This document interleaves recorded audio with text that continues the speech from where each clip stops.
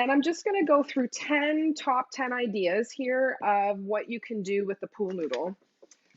So swinging the bat obviously is really easy and natural, right? When people put these in the hand, usually what people do with these is they turn them into swords. They start whacking each other, and that's okay too, as long as no one gets hurt. You encourage them to hit each other's pool noodles, not each other. So the bat, you can wind up, and obviously, what song would go well with that? If you wanted to add some music,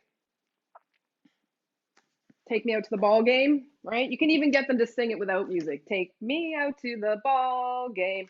Fantastic. And we always want to switch sides.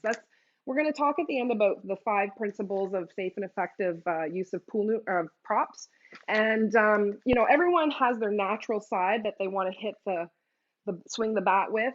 And then you want to take time to give them switch sides and what's that called when you batters up? What's that called when you get ready to swing the bat? There's a term. Anyways, so have them switch sides. Okay, so that's basic. Row your boat. Rowing's very easy with a pool noodle. There's 2 ways of rowing. I don't know what comes to mind when you think of rowing. You might think of like row your boat gently down the stream, right? And that's rowing. That's great. Another way you can do rowing is picturing this like a canoe paddle, right? So you're dipping your paddle in the water. Let me just turn sideways a little bit so you can see better. Dipping your paddle in your water and get them to pull back as far as they can. What muscles are we using here? This is really good for triceps, right? When you think of the gym, triceps extensions. And we're always switching sides, doing both sides. Bicep curls. That's easy. So in order to isolate your bicep muscles, you want to tuck your elbows close to your sides, and you don't want to move them. This protects the shoulders from getting engaged. As soon as you start lifting your elbows, your shoulders are doing the work. So if you keep your elbows tucked in, that's a bicep curl. And you can also raise your heels if you want to get a little more cardiovascular exercise, incorporating the legs. That's something I always try to do with my props, is use the legs as well. It's very tempting to just use your arms because that's what you're holding on to, but we want to find creative ways of adding the legs as well. Overhead shoulder presses, anything where you're using this like a weight. I pretend we're weightlifting. Obviously with folks in the aging practice, we want to be careful. Many have sore shoulders, rotator cuff problems, arthritis, and some just don't have the range of motion. So we want to gently and demonstrate to do the best they can to lift over their head. Another one is turn the crank. This is a really nice range of motion exercise. Okay, so this is turn the crank, and you can go the opposite way. And anytime you're going back, so important for posture. As we age, we start to slouch and slope, and all our back muscles, the deltoids, the trapezius muscles, they get very flaccid and weak. And anytime we're going backwards, we're undoing the slouching, so that's great. You got to be careful with pool noodles because it can get really tiring on the shoulders. You want to try and find some other things you can do with it. One thing I like to do is squeeze the sponge. So it's squishy. This is a nice hand strengthener where you're squeezing it. And people understand, what does it mean when you say squeeze the sponge? It actually feels like a sponge, so you can strengthen your hands that way. I forgot to write this down, but I do rolling pin as well. So you can roll the rolling pin on your lap. Okay. This one is a little tricky.